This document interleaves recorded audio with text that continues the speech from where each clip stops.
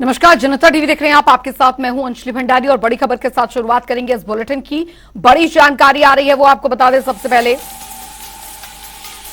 हिमाचल को कल मिलेंगे 3 नए न्यायाधीश, ये इस वक्त की बड़ी खबर। राजभवन में मुख्यमंत्री सुक्खू मौजूद रहेंगे। इस मौके पर न्यायाधीशों के शपथ ग्रहण में होंगे शामिल। ये बड़ी खबर, तीनों जजों को शपथ दिलाएंगे राज्यपाल। ये बड़ी खबर आ रही है। हिमाचल को कल मिलेंगे 3 नए न्यायाधीश, ये बड़ी खबर, बड़ी जानकारी। राजभवन में मुख्यमंत्री सुक्खू मौजूद रहेंगे। न्यायाधीशों के शपथ ग्रहण कार्यक्रम, तीनों जजों को शपथ दिलाएंगे राज्यपाल। ये बड़ी खबर, हिमाचल को कल मिलेंगे 3 नए न्यायाधीश। तो बड़ी खबर, राजभवन में मुख्यमंत्री सुक्खू भी मौजूद रहेंगे इस मौके पर। इस विशेष मौके पर न्यायाधीशों के शपथ ग्रहण में शामिल होंगे।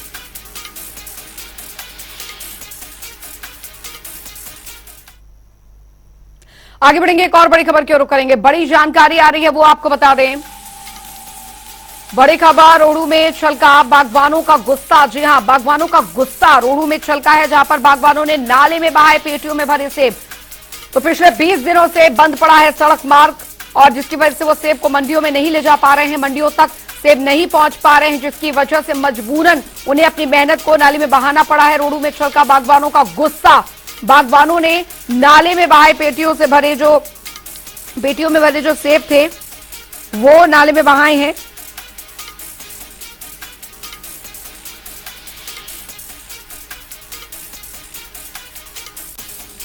तो ये तस्वीरें हम आपको दिखा रहे हैं। आप देख सकते हैं किस तरीके से नाले में बहा दिए बागबानों ने, अपनी इस मेहनत को बहा दिया, क्योंकि उन्हें ये सेब मंडियों तक पहुंचाना था। लेकिन रास्ता खराब होने की वजह से, रास्ता बंद होने की वजह से वो इन सेबों को नहीं मंडी पहुंचा पाए, क्योंकि मौसम लगातार खराब है और लगातार लैंडस्लाइड्स हो रही है। इसकी वजह से रास्ते बंद हैं और उनकी जो फसल है वो यहीं पर पड़े पड़े खराब हो गई है, जिस वजह से गुस्सा आप देख सकते हैं किस तरीके से बागवानों का देखने को मिला है। तो मंडियों तक ये सेब नहीं पहुंच पाए, बागवानों का गुस्सा देख सकते हैं किस तरीके से छलका है।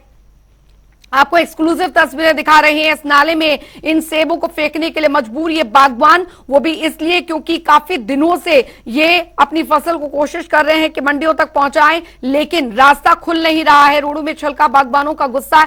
एक्सक्लूसिव तस्वीरें हम आपको दिखा रहे हैं। हिमाचल प्रदेश की सेब बागवानी जो है बहुत बुरे दौर से इस वक्त गुजर रही है। मौसम की जो ये मार पड़ रही है सेब बागवानी के ऊपर, एक तो जगह जगह बादल फटने से और जगह जगह सड़कों के टूटने से जो है हमारी बागवानी जो है इस वक्त खतरे के दौर से गुजर रही है। बागवानों को जो है अपनी उपज मंडियों तक पहुंचाना एक जो है बहुत बड़ा चैलेंज बना हुआ है। साथ में जो ये अति बारिश हुई है, अति बरसात हुई है, इसने एक तो पहले ही जो है हमारी क्रॉप 50% पर ले के खड़ी कर दी थी। बहुत सारे बागवान साथी अपनी फसल को नाले में पानी के साथ बहा रहे थे। ये जो घटना है ये मेरे ही पड़ोस की है। आपको याद होगा कि कुछ दिन पहले मैंने एक लाइव सेशन करा था अपने रोड को लेके, जिसमें हमने सरकार से भी डिमांड करी थी। प्रदेश सरकार, खासतौर पर पीडब्ल्यूडी मिनिस्टर से हम गुजारिश करेंगे कि आप लोगों को यह सुनिश्चित करना पड़ेगा अपने अधिकारियों के माध्यम से कि जो लो और मिडल हाइट्स जहां पर सीजन चल पड़ा है, एटलीस्ट प्रायोरिटी पर सबसे पहले उन रोड्स को खोला जाए। तो ग्राफिक्स के जरिए समझते हैं, कई बागानों के जो दोनों तरफ की सड़कें तबाह हो चुकी है। भूस्खलन की वजह से बंद पड़ी कई सड़कें, जो कि एक बहुत मुख्य वजह है आवाजाही बंद होने की। कई बीघा बड़े सेब बागानों का नामो निशान मिट गया है। बगीचों में खड़ी सेब की फसलें तबाह हो चुकी हैं। तो मौसम का असर आप देखिए बागवानों पर सबसे ज्यादा पड़ा है।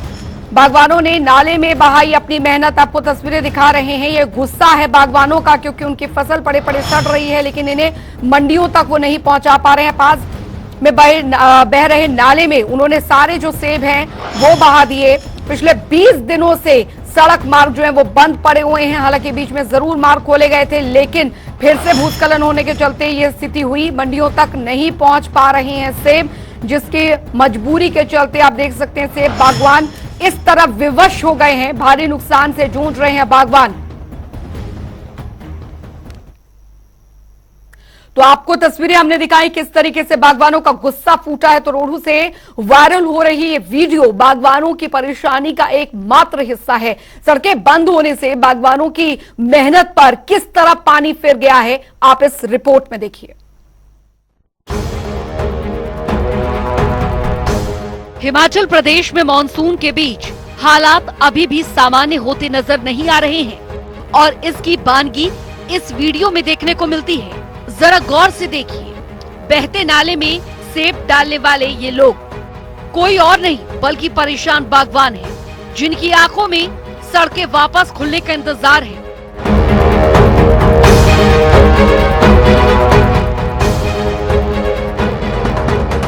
अभी भी प्रदेश के 400 के करीब सड़क मार्ग बंद हैं। इनमें से सबसे ज्यादा शिमला में 177 मार्ग बंद पड़े हैं, जिसका खामियाजा अब बागवानों को झेलना पड़ रहा है। ये तस्वीर तो बस रोहडू क्षेत्र की है, इसके इतर प्रदेश भर में सेब बागवान परेशानियों का सामना कर रहे हैं। अकेले रोहडू में ही परसाड़ी मार्ग पिछले करीब 20 दिनों से बंद है। नतीजा ये है कि यहाँ के बागवान मंडियों तक सेब पहुँचाने में असमर्थ हैं। सेब की तैयार फसल पड़े पड़े खराब हो रही है। हालांकि कुछ समय पहले सड़क मार्ग करीब 4 घंटों के लिए खोला गया था, लेकिन फिर भूस्खलन होने की वजह से सड़क मार्ग बंद हो चुका है। ऐसे में जो कुछ सेब बिकने के लिए तैयार हैं, वो भी कुछ ही समय में खराब हो जाएंगे। अब बागवानों की मांगों पर भी गौर करना जरूरी है। बागवानों का कहना है कि सड़क मार्ग जल्द ही बहाल किया जाए। बागवानों की आवाज में दर्द है, आंखों में गुस्सा है, लेकिन सुनने वाला कोई नहीं। साल भर की मेहनत नाले में फेंकने को मजबूर बागवान एक ही सवाल कर रहे हैं, आखिर कब तक। शिमला से जनता टीवी के लिए विकास शर्मा की रिपोर्ट। और हिमाचल ब्यूरो चीफ विकास शर्मा हमारे साथ इस बीच जुड़ गए हैं ज्यादा जानकारी के साथ। विकास, अब मजबूरी कहें इसे, चाहे गुस्सा कहें से बागवानों का कि उन्हें अपनी मेहनत को, अपनी फसल को किस तरीके से नाले में बहाना पड़ रहा है, वो भी इसलिए कि 20 दिनों से ये इंतजार में थे कि कब रास्ता खुल पाएगा और ये अपनी फसल को मंडी तक ले जा पाएंगे, लेकिन ऐसा नहीं हुआ। बिल्कुल अंजलि, और देखिए एक तस्वीर है जो सामने आई है, सोशल मीडिया पर ये जो है वो बहुत तेजी से वायरल हो रहा है कल से, और ऐसे में कई तरह के सवाल जो है वो बागवान उठा भी रहे हैं। और इसके बाद क्योंकि ऐसे देखिए इस बार तरह से आपदा जो है वो भारी बारिश के कारण बनती है, और कई ऐसे इलाके हैं, हम एक ही इलाके की रोहडू की बात नहीं कर रहे हैं, हम बात कर रहे हैं कोटगढ़ इलाके की या फिर ननखड़ में जो घर जो है जिसको खतरा यहाँ पर बना है, और सैकड़ों ऐसे सेब के बगीचे हैं जो कि पूरी तरह से क्षतिग्रस्त हैं। फसलें लोगों की जो है वो तबाह यहाँ पर हुई है। इसके अलावा अगर हम बात करें जुब्बल कोटखाई क्षेत्र, तो वहां पर भी इसी तरह के हालात हैं। रोड के हालात जो है वो तस्वीरों के माध्यम से आप देख ही रहे हैं। इसके अलावा भोपाल एक बहुत बड़ा बहुल क्षेत्र है, इन तमाम इलाकों से जो सेब जो है वो हिमाचल प्रदेश में आता है। ये दूसरी सबसे बड़ी अर्थव्यवस्था है जो हिमाचल प्रदेश के ऊपर है, और ऐसे में 5000 करोड़ की अर्थव्यवस्था आज संकट के बादल इस पर छा रहे हैं। और ऐसे में बरसात के दिनों में ही, क्योंकि अब सेब सीजन जो है शुरुआत हो चुकी है, शुरुआती दौर में ही इस तरह से सेब के ऊपर संकट के बादल छाना कहीं ना कहीं चुनौतियां कई तरह की पैदा कर देता है। राज्य सरकार दावा कर रही है कि सड़कों को युद्ध स्तर पर खोले जाने का प्रयास किया जा रहा है, लेकिन भारी बरसात के कारण ही जो अधिकारी हैं, कर्मचारी हैं जो कि युद्ध स्तर पर काम कर रहे हैं, उनके लिए भी ये चुनौती से कम नहीं है।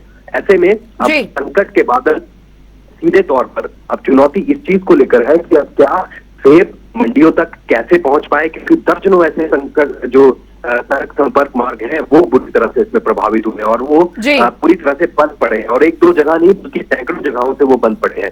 ऐसे में चुनौती तो जरूर है, और जो बागवान है वो ये कह रहे हैं कि सेब की फसल पहले ही कम है, क्योंकि पहले ओले की मार थी, उसके बाद मौसम की मार थी, इस बार बर्फबारी भी बहुत कम हुई है, लिहाजा सेब जो है वो पहले से ही कम है।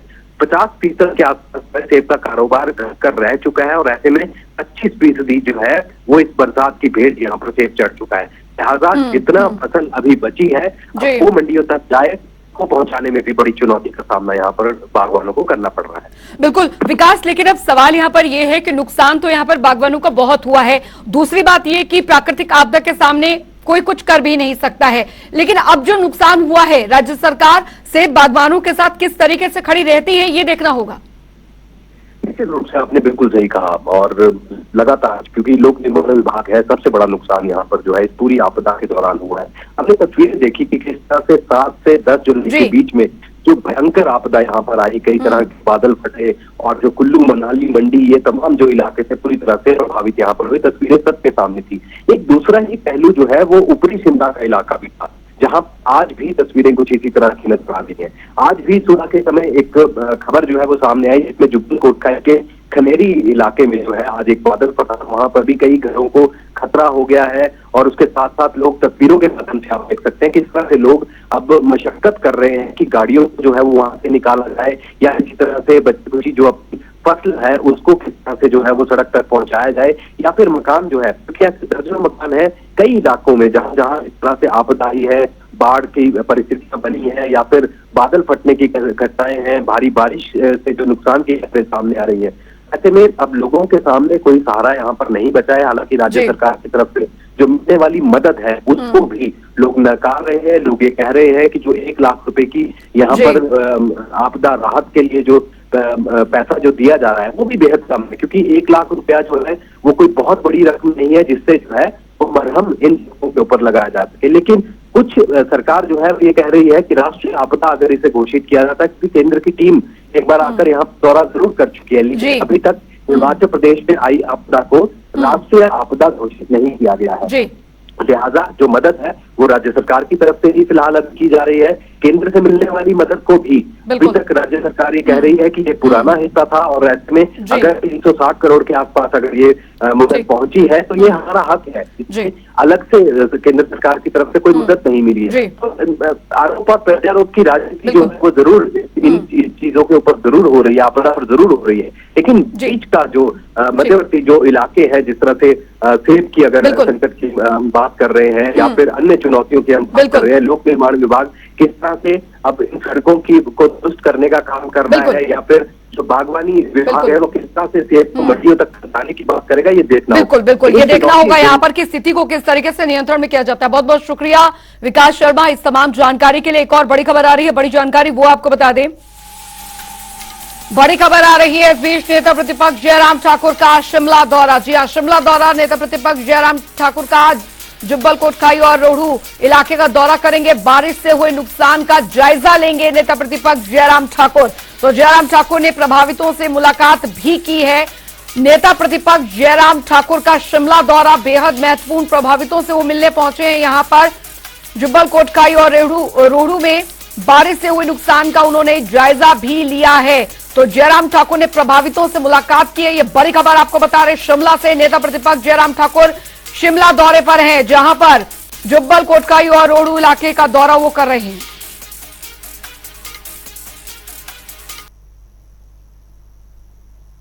बहुत क्षति हुई है हिमाचल प्रदेश में, सभी जिलों में, सभी इलाकों में।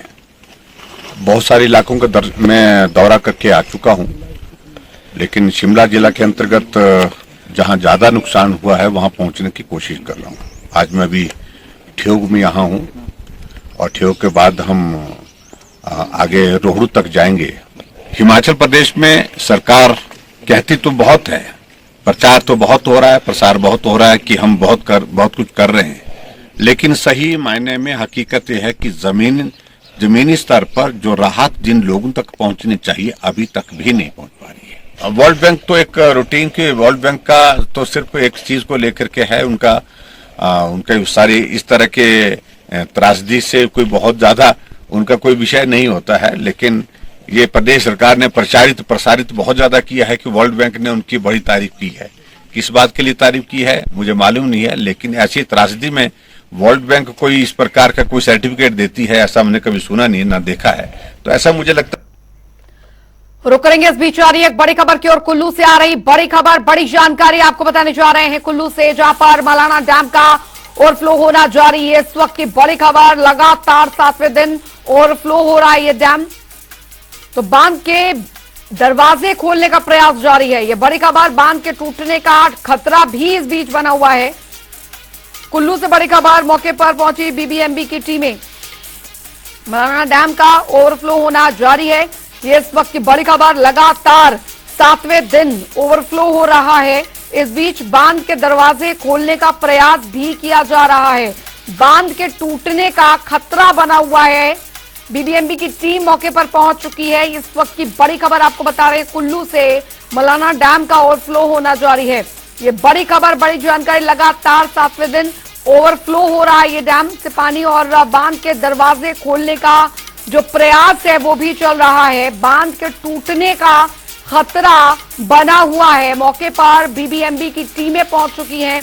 बड़ी खबर आपको बता रहे हैं, मलाना डैम का ओवरफ्लो होना जारी है। बड़ी खबर, लगातार 7वें दिन ओवरफ्लो हो रहा है ये डैम, और बांध के दरवाजे खोलने का प्रयास भी किया जा रहा है। तो बड़ी खबर, बांध के टूटने का खतरा बना हुआ है। बड़ी खबर, मौके पर पहुंची बीबीएमबी की टीम, और मलाना डैम का ये ओवरफ्लो होना जारी है।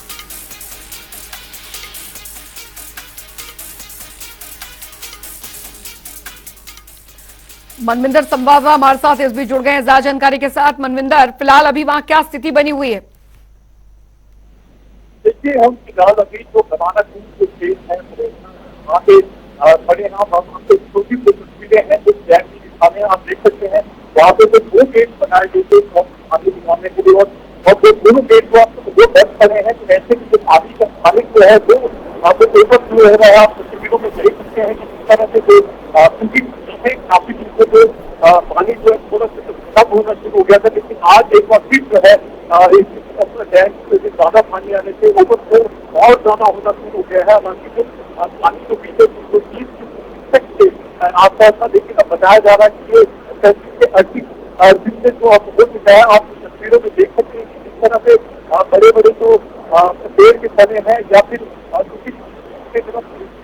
एरिया में जो है आज जो पानी कमती आ गया था, तो ऐसे में फिर बहुत बड़ी बड़ी चट्टानें जो है जो मेन गेट से नीचे पहुंची, हालांकि काफी दिनों से जो है एनडीआर और जो डैम इंजीनियर जो है वो काफी मेहनत कर रहे हैं, लेकिन बाकी दिन वो नाकामयाब रहे हैं। तो 5 और टीम भी अभी यहाँ विजिट करने के लिए है, और आज उत्तर विभाग से भी जो है वो ऐसे जी विभाग से वो यहाँ पे मौका करके। लेकिन चिंता की बात मैं अभी ये भी बताना चाहूंगा कि अभी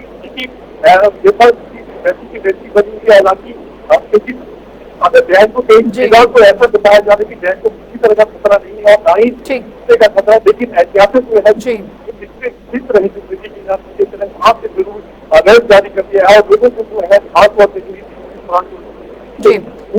चलिए, बहुत बहुत शुक्रिया मनविंदर इस तमाम जानकारी के लिए। बढ़ेंगे आगे। आपको बता दें कि हिमाचल में पिछले दिनों आई आपदा से भारी नुकसान भी हुआ है, और साथ ही कुल्लू, मंडी और साथ ही शिमला में जानमाल का भारी नुकसान हुआ है। अब तक 8,000 करोड़ का नुकसान आंका जा चुका है। ऐसे में अब कांग्रेस विधायक कुलदीप राठौर ने राज्यपाल से भेंट की और राज्यपाल को ज्ञापन सौंपते हुए केंद्र सरकार से आर्थिक मदद मांगने का भी आग्रह किया। उधर हिमाचल प्रदेश में मानसून का कहर लगातार जारी है। अधिकतर जगहों पर संपर्क मार्ग टूट गए हैं। बता दें आपको कि शिमला के ऊपरी क्षेत्रों में भी कुछ ऐसे ही हालात बने हुए हैं, और अब ऐसे में विधानसभा क्षेत्र कोटखाई का एक वीडियो सामने आया है। स्क्रीन पर चल रही तस्वीरें आप ये बयां करती हैं कि लोग किस तरह से जान हथेली पर लेकर उफनते, आप देख सकते हैं, नदी में उफनती नदी को पार कर रहे हैं, नदी नालों को पार कर रहे हैं। तस्वीरें आपको दिखा रहे हैं। तो प्रदेश सरकार के 8 महीने का कार्यकाल पूरा हो चुका है, जिसे लेकर पक्ष विपक्ष में बयानबाजियों का सिलसिला भी तूल पकड़ता दिखाई दे रहा है। इसी कड़ी में पुलिस कर्मियों पर अब माफिया के शिकंजे को लेकर दरअसल भाजपा ने प्रदेश सरकार को जमकर घेरा है। बीजेपी प्रवक्ता विनोद ठाकुर ने उप मुख्यमंत्री मुकेश अग्निहोत्री के समक्ष कानून व्यवस्था पर सवाल उठाते हैं, और वहीं कुलदीप पठानिया ने पलटवार करते हुए कहा है कि भाजपा मुद्दा ना होने पर भी फिजूल की बयानबाजियां करती है। कई बार बड़ा इनका होता है, ये तो जब भी पीछे भी जब सत्ता में आए हैं गुड़िया कांड के ऊपर, तब भी इन्होंने बड़ा भारी ड्रामा किया, बड़े धरने जुलूस निकाले, और जब सत्ता में आए तो गुड़िया को कोई नहीं पूछा इन्होंने किसने मारा, कौन मार गया, क्या किया, उसका अभी तक साफ रिजल्ट नहीं सामने आया। इनको तो कोई मुद्दा मिलना चाहिए, किस घर की कितनी बेइज्जती हो जाती है इनको कोई फर्क नहीं पड़ता है। हिमाचल प्रदेश में सरकार बने हुए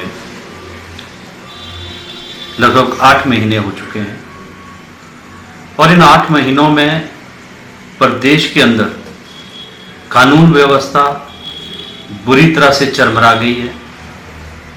आए दिन हत्याओं के, अन्य केसेस के मामले आ रहे हैं और हद तो तब हो गई जब जिस जिला से प्रदेश के उप मुख्यमंत्री आते हैं उस जिला में पुलिस को ये सूचना।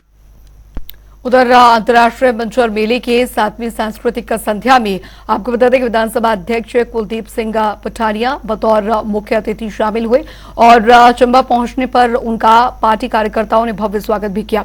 सम्मान कार्यक्रम के बाद अंतर्राष्ट्रीय मंचर मेले की सांस्कृतिक संध्या में कई कलाकारों ने अपनी प्रस्तुतियां भी दी, तो वहीं पंजाब के मशहूर गायक लखविंदर वडाली ने भी अपनी सुरीली आवाज से लोगों का मन मोह लिया।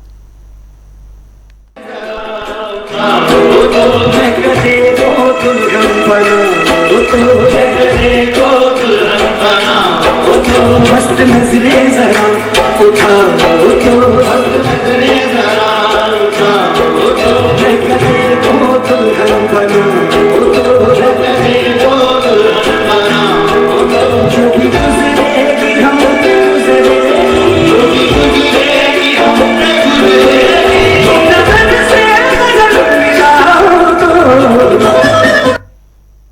बढ़ेंगे आगे। उधर घरेलू हिंसा के चलते नालागढ़ में लगातार आत्महत्या के मामले बढ़ते ही जा रहे हैं। ऐसा ही एक मामला वार्ड नंबर 6 में सामने आया है, जहां पर 25 वर्षीय प्रवासी युवक ने पंखे से फांसी लगाकर आत्महत्या कर ली।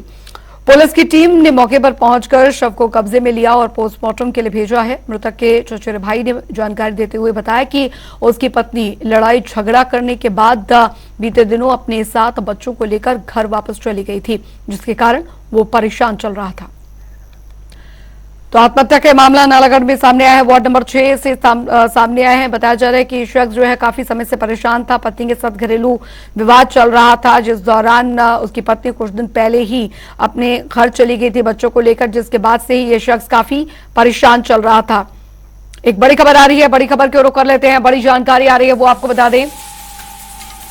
बड़ी खबर आ रही है, इस बीच चंबा पहुंचे मुख्यमंत्री सुखविंदर सुक्खू। ये इस वक्त की बड़ी खबर, मुख्यमंत्री चंबा पहुंचे। मिंजर मेले के आखिरी दिन में शामिल होंगे मुख्यमंत्री। चंबा से बड़ी खबर, मुख्यालय पहुंचने पर भव्य स्वागत किया गया है। बड़ी खबर आपको बता दें, चंबा पहुंचे मुख्यमंत्री सुखविंदर सिंह सुक्खू। बड़ी जानकारी आपको दे दें, मिंजर मेले के आखिरी दिन में शामिल होंगे। मुख्यालय पहुंचने पर उनका भव्य स्वागत किया गया है। बड़ी खबर, बड़ी जानकारी आपको बता रहे हैं। चलिए हिमाचल की खबरों में अभी के लिए फिलहाल इतना ही। वक्त एक छोटे से ब्रेक का।